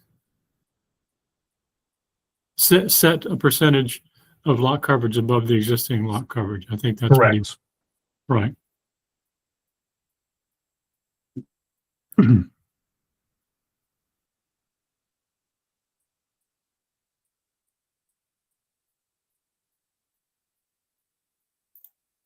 have to help me with the exact language for this. Set a percentage of lot coverage above the existing lot coverage or something similar to that. That's a little wordy, but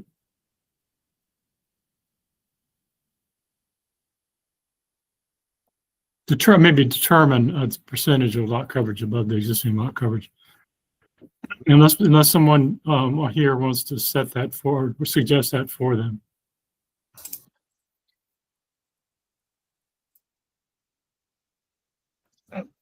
I'm not sure if my math is correct, but if we went with 1575 was the number that we came up with, which would be above 15%, which I think is, if I thought if I did the math, it sounded like 11,000 square feet, give or take, was 15% of the site, which put the site around 73,000 square feet. So that's like maybe 2% of the site is the additional 1575.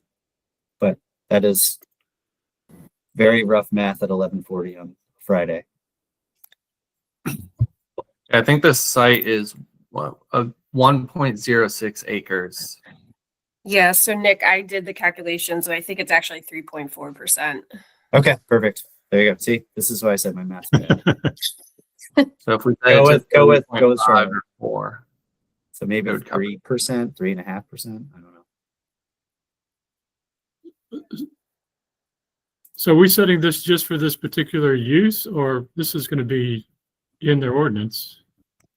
Is 3.5 too specific? So it would be in the ordinance, but it would be very specific to this use based on the way that the draft legislation has been written. Okay, great. Okay. And then I think the second thing that Commissioner Gillis was suggesting was that the maximum cap be the capacity of the building, which is basically what they've already have in there. Commissioner Cornwall? Yeah, and I agree that it is definitely tied to the building, but what the county was looking for was making sure that this wouldn't be exceeded if another large building, a larger existing building came in to request something that it wouldn't, this use wouldn't be expanded larger than this 42.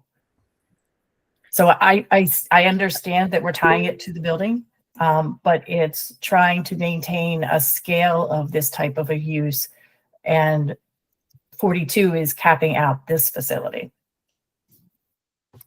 So you're suggesting to leave the language at 42?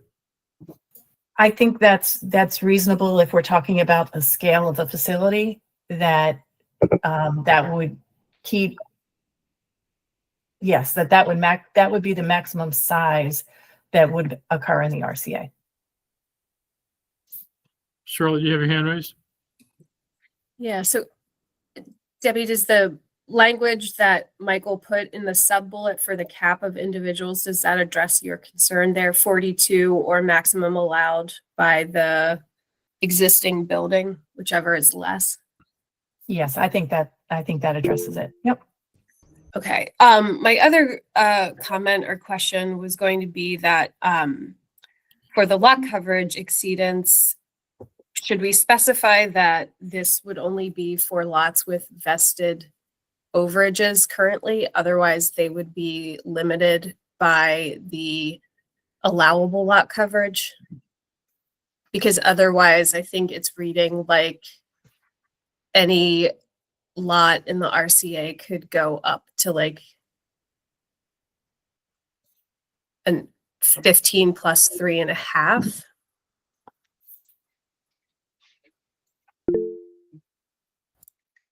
I think I get what you're saying, Charlotte. I tried to start putting some words in the chat. I'm not sure if that covers it, right? But that the maximum lot coverage would be either 15%,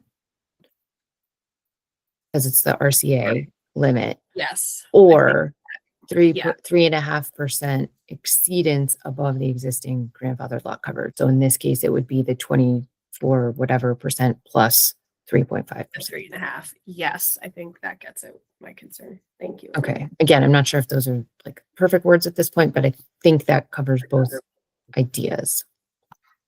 And again, this would be without this would be the max, and no, because we're in the RCA, there would be no, no, sorry, I take that back. This would be the max, and there'd be no variance allowed after that.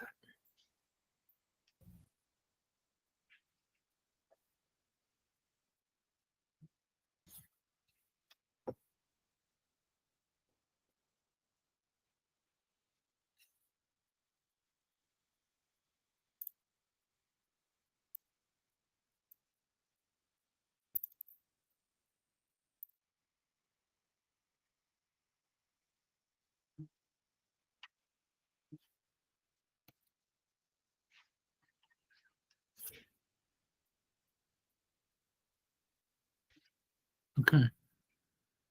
Is everybody clear on where we're going with this second major bullet?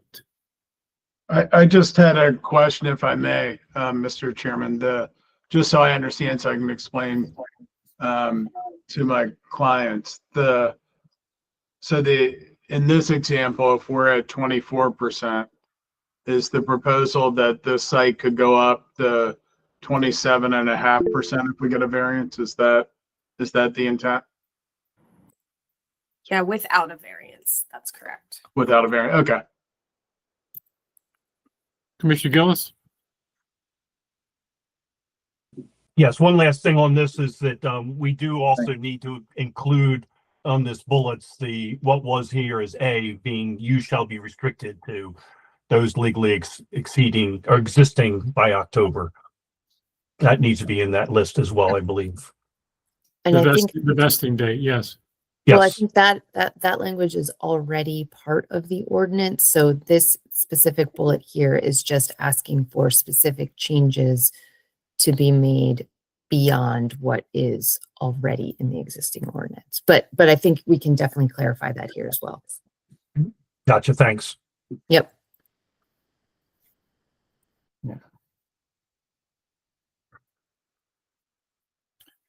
So I think at this point, we're looking for a motion on that second major bullet. If everybody's satisfied with where we are now.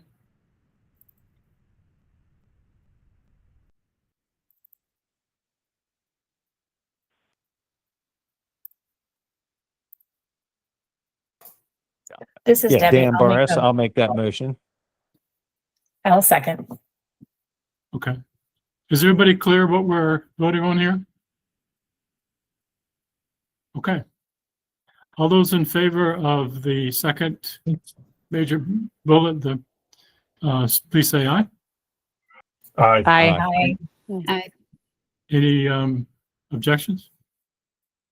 Hearing none, the motion passes. Thank you. Thank you very much for your time today. Thank you. Yeah, we really appreciate it. Thank you. Yes. Thank you, everyone. So there's one more item on the agenda, and this is a very similar issue. This is for information only.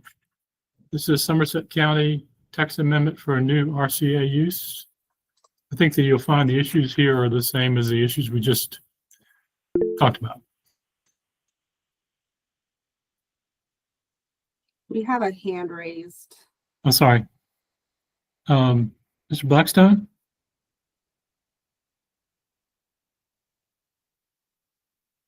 Mr. Blackstone, do you have your hand raised?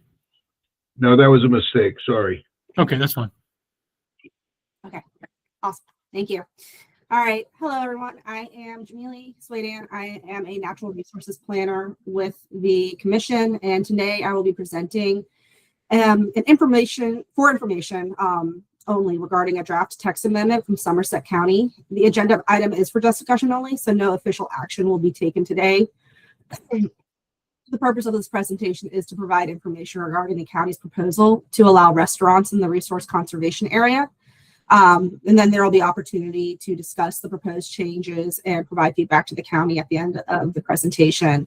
And I would like to point out that there are representatives from the county today present to help answer questions during the discussion. So Somerset County is proposing to amend its RCA use list to allow for the establishment of restaurants. This is defined as any establishment where food, drink are prepared, served, and consumed, and whose design or principal method of operation is characterized by customers being provided with an individual menu and being served their food and drink by a restaurant employee at the same table or counter at which said items are consumed. The current draft of the proposal amendment includes the following standards: that it must be permitted within the underlying county zoning district, that it must obtain Somerset County Health Department and state fire marshal approval, and that Somerset County commercial development standards will apply. And a little background on why this text amendment is coming before the committee today. Presently, there is an established bed and breakfast within the county's RCA. The new RCA use is proposed to allow this existing bed and breakfast to open their dining facilities to patrons that are not guests of the bed and breakfast for lunch and dinner services. Once a text amendment is submitted to the commission for final review and approval, the commission will evaluate, and the county will need to show how the proposed changes to the RCA uses align with the purposes, policies, and goal of the critical area law and regulations. Any proposal for a new land use in the RCA must take into account that more people and more activity in the critical area can have negative environmental impacts. A fuller list of policies and goals can be found on page 2 of the memo. But in general, it's important to remember that a commercial, institutional, and industrial uses are restricted in the RCA in order to preserve its rural and natural character. That said, local jurisdictions may propose a new institutional or commercial use if the commission approves them, as long as there are restrictions in place to minimize impacts. In this case, the critical area staff have recommendations for minimizing such impacts that the committee may wish to consider as they provide feedback to the county on this proposed text amendment. As outlined in greater detail on pages 3 and 4 of this memo, the commission staff are recommending that the committee consider additional standards for the draft amendment to properly balance the goals of the critical area law and the land uses and policies of the RCA. This includes vesting provisions. The text amendment does not currently limit the establishment of new restaurants within the RCA to a vested structure. The program committee may wish to consider requiring the establishment of a restaurant within an existing structure or with a specific vesting date. As the amendment relates to bed and breakfasts, the program committee may also wish to specify what type and nature of the existing structure. For example, the establishment of a restaurant in the RCA may only occur within existing bed and breakfasts that are vested by a specific date. The next limitation the committee may wish to consider is lot coverage limitations. The existing draft of the text amendment does not limit additional development associated with this use. In other jurisdictions, lot coverage has been specifically limited when associated with more commercial type uses in the RCA. An example of this being Anne Arundel County's religious facilities that are allowed within the RCA. Lot coverage associated with the use is limited to 20,000 square feet or 15% of the site, whichever is less. So the program committee may wish to consider some of the following options, which are not having any additional lot coverage associated with the use being permitted, or lot coverage expansion related to the use, such as additional parking or dining and kitchen facility upgrades is limited to a certain percentage of the existing structure, footprint, or specific amount of lot coverage, or that a variance may not be granted to expand lot coverage above the lot coverage limit for the site. And then additionally, the committee may wish to consider impacts to the critical area buffer and other habitat protection areas. This would be something as no new impacts to these habitat protection areas and or the critical area buffer are allowed outside of what is already existing on site and permitted. The committee may also wish to consider number of patrons. The commission has not previously approved a text amendment to allow a similar commercial use, so restaurants within the RCA. However, for other RCA uses, such as special events, the number of participants is typically limited. As such, the program committee may wish to consider limiting the number of patrons allowed at the restaurant at a given time to reduce the impact to the RCA as RCAs that such a use would bring. And then local approvals and authorizations. The proposed text amendment states that the applicable properties who wish to establish a restaurant will need to obtain authorizations from the county health department and fire marshal. The committee may wish to also consider further specifying which authorizations and approvals must be required, including Maryland Department of the Environment and Health Department compliance, floodplain ordinance compliance, road safety and traffic division requirements. Additionally, the program committee may wish to consider stricter provisions for properties that are not served by public water and sewer, such as requiring updated septic inspections and water testing information. Given that the new use is proposed on a property that is not currently served by public water or sewer, the program committee may also wish to consider additional requirements regarding the continued adequate capacity and functioning of the well and on-site sewage disposal systems. And then coastal hazards and climate resilience analyses. The proposed text amendment will potentially apply to a number of properties within the RCA, with the potential for a new use within the RCA that may be associated with development for the restaurant. The program committee may wish to consider provisions that address coastal hazards and resilience. This could include requiring coastal hazards or resilience analyses for any development associated with the new use. So in addition to the additional standards presented on the last slide, the committee may wish to consider the following when reviewing the proposed new use in the RCA. This includes the number of properties that this proposed text amendment may apply to throughout the county, the scope of the proposed RCA use, not only within the limits of the county, but across all jurisdictions within the critical area. The approved RCA uses are often shared across jurisdictions in the critical area and with other critical area programs and used as templates for future text amendments. The need for this use in the county and how the proposed use may or may not assist the county in meeting the goals of the critical area law, and how the proposed text amendment addresses coastal hazards and impacts that may stem from the new use within the RCA and within climate vulnerable areas. So this is where we get to the discussion questions. So the first discussion question that we have are the presented limitations aligned with what the program committee would want in order to bring the proposed text amendment in line with the land uses and policies of the RCA and goals of the critical area law? Are there any additional limitations that should be considered that were not on the previous slides? And does the program committee have any additional concerns with the nature and scope of the proposed text amendment? And then is the use consistent with the long-term planning goals of the county and comprehensive plan? And I did say at the beginning, we are joined by county staff who may also be able to assist with questions as well. So with that, I will turn it back to Chair Punker.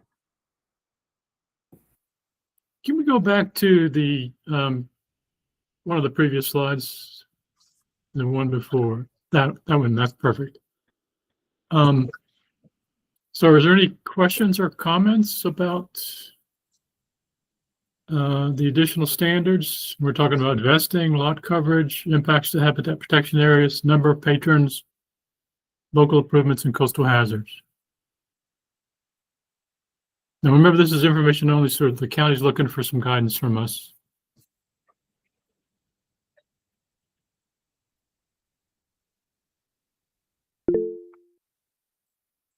Commissioner McCall? Sure. I do have some thoughts about the difference between this topic and the one that we just discussed. The previous one, I think, was need-based for care facilities to really support and enhance the community network. Whereas this one, I think, is a little bit different and potentially could have greater implications for long-term and sustained impervious surface and lot coverage. So those are some of the things that come to mind with this one, whereas care facilities may need a greater intensity of things such as parking at certain times of day, having a restaurant facility in the RCA at lunch and dinner that may require additional longer-term parking that is utilized throughout the day, which could lead to increased lot coverage and impervious. Those are just some of the initial things that come to mind. And I do apologize, I have to log off at noon.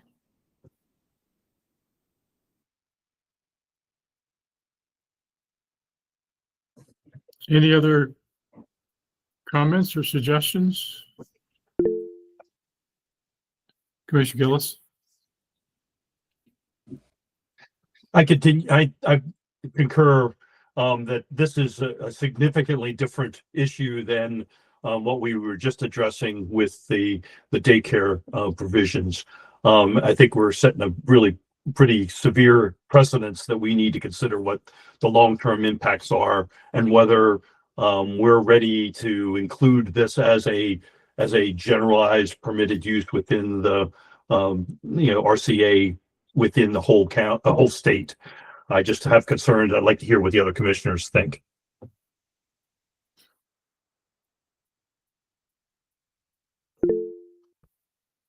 Commissioner Gerhoffer? I share the same concerns as the past two commissioners noted, and just want to say the same, that anything we approve for this can be done elsewhere, obviously within the county or anywhere else in the state.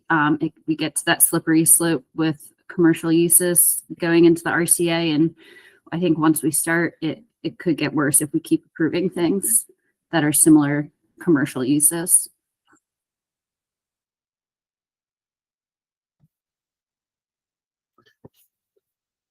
So just to be clear, there is already an existing commercial use because of the bed and breakfast. So this is basically expanding that use, the existing commercial use. Is that correct? So this was initially brought around by existing bed and breakfast wanting to open their doors to allow patrons that are not guests of the bed and breakfast to utilize the dining facilities.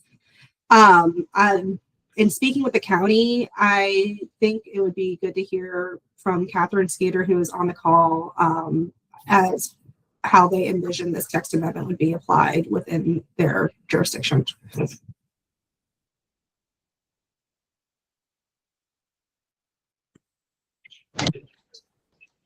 So this was definitely spurred by one particular applicant, and we, especially based on the conversation from the last case, recognize that there should be lots of constraints in place to limit it throughout the rest of the county. Also understanding that a restaurant would be limited strictly by underlying zoning, there's very limited commercial or MRC within the county that's also RCA. The actual numbers on that are a little shady. We tried to do some calculations, but are somewhat limited in the GIS department. So at this point, it isn't fully fleshed out exactly what those constraints are going to be, but we're certainly open to limiting it super strictly to make it not the most accessible option, but in this particular case, with this being an existing established large facility, I don't imagine additional impervious is going to be required. But putting those limitations in place would restrict that on this particular case and then potential future cases as well.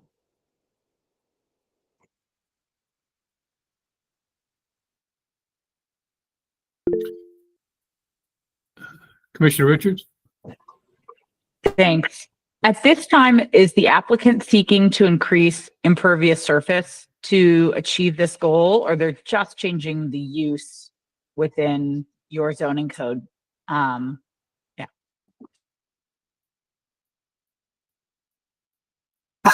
Yeah, in speaking with the applicant, at this time, there's no development associated with this proposal for the bed and breakfast. I guess maybe my follow-up is, if this was approved, is there any parking requirements or other requirements that the county has for businesses that would necessitate this applicant to return, like in short order, to ask for any kind of increased impervious surface? In order to establish the restaurant, we would require it to go before our planning commission with a site plan to be approved. The existing establishment has significant impervious parking areas already, and I believe they also utilize their long driveway into the property for when they have guests for their bed and breakfast, and they have special events as well. So I don't believe there would be the need for increased impervious for parking purposes, but they would be required to come back to get approval from the county, a site plan approved for the restaurant. So based on that information, I mean, my take on this is I feel a little more comfortable about something like this because we're talking about an already existing impervious surface, already utilized for business. We're talking about a slight change in use that we could put lot coverage limitations on. So I actually feel less concerned about the increase in number of patrons, but if the existing facility can absorb that as determined by the county, as so long as that we put proficient guardrails on it for future development. Commissioner Cornwall? Yeah, I think just to build on the earlier comments, wondering for the restaurant facility portion of these types of structures, would it be expanded beyond what their initial breakfast nook area might be? So is to turn it into a restaurant, will they be taking other rooms in the facility away from the traditional B&B side of it? Commissioner Richards just mentioned, or I'm sorry, Catherine mentioned when she was talking about this existing use already has special events, and I'm trying to reach back in my memory. I know there is a special event ordinance that I think critical area approved, and that was for more like temporary structures and things that could occur. And I think that was in Somerset County, but I could be wrong. So I'm just wondering, sort of trying to tease those pieces out, like how much of that is already happening, how much of the use of within the facility is going to change to increase it to a restaurant per se. And then, of course, the health department considerations, I would think would be maybe more significant for the restaurant facility by adding the additional uses during the day versus the smaller patron use that they would be having for the B&B. So just throwing out some other things that I think we need to be cognizant of. From my understandings, this is not going to need an increase in dining space. It's a mansion. They have like a grand dining room already, and it would be able to accommodate the restaurant or the increased patrons attending the dining facility without a physical increase in the area or removing different rooms to accommodate the restaurant side of things. Oh, the other thing you mentioned was the commercial kitchen. Yeah, I imagine that would be a hoop to jump through for sure, but I can't confirm whether or not the existing facility is going to need to go through major conversions or something to accommodate health department requirements, but that's something you could look more into. Also, this special use issue that is within our RCA use list now, special events. They have like weddings and stuff in the yard.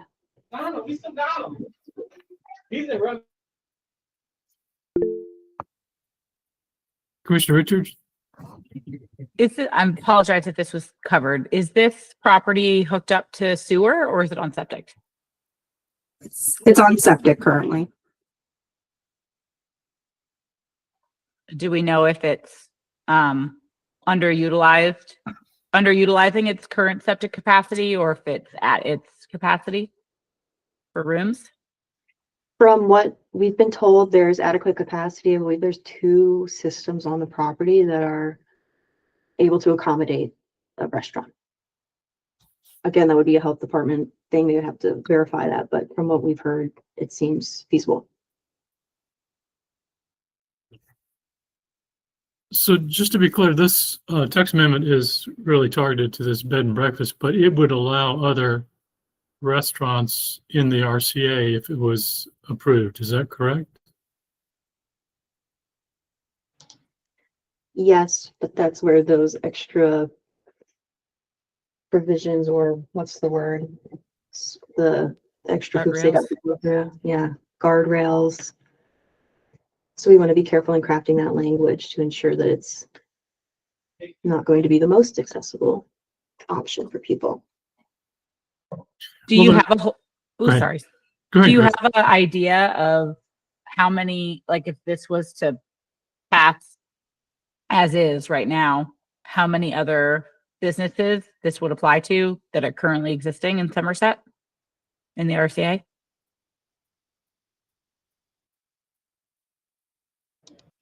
I do not have exact figures on that.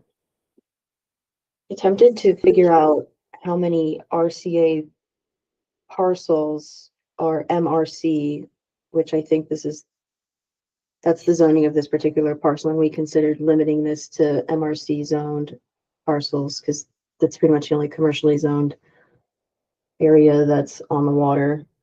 And it was 2,754 MRC parcels, but this is a flawed system because it was like parcels that are large, but maybe like 1% of it is in the RCA. So then it was just a flawed system. So we really need to like actually figure out how to determine the number of parcels that would be impacted. But also if we add these other constraints to it, like already developed parcels, then it would really shrink down.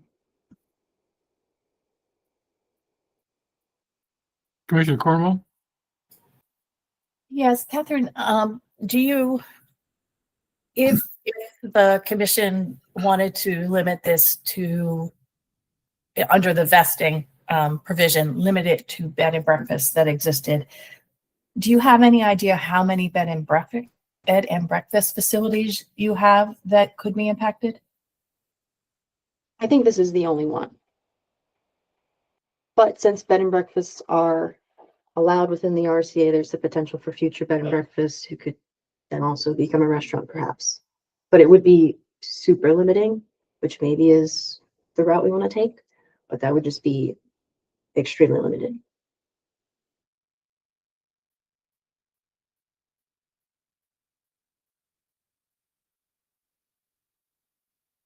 In terms of vesting, I think you'd have to limit it to existing habitable buildings and provide for a vesting date, maybe the date the ordinance, the text amendment is approved.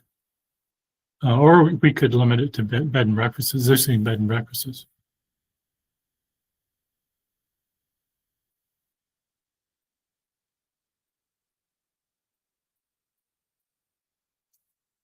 Any other guidance that we can provide to Somerset County on this text amendment?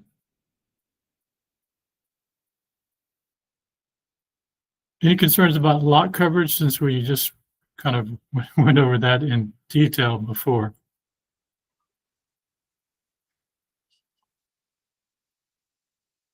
Because this is we're kind of talking about this from a conversion standpoint. I'm not sure if any new bed and breakfasts were to come to this area, they wouldn't be allowed to exceed lot coverage limitations under RCA. Is that correct? So this is kind of the only one that is pre-existing.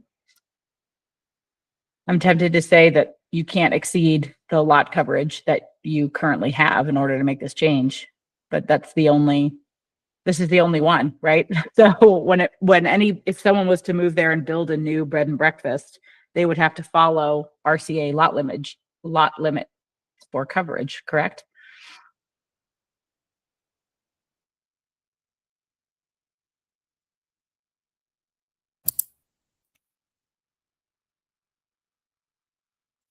I would say yes, you're correct.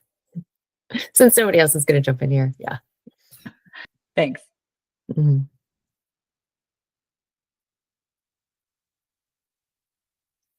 So Catherine, I'm assuming that since this is the RCA, most existing buildings would probably be on water and sewer and not, I mean, water and septic, not on sewer, correct? Yes, most would be on well and septic. Well, and septic, okay.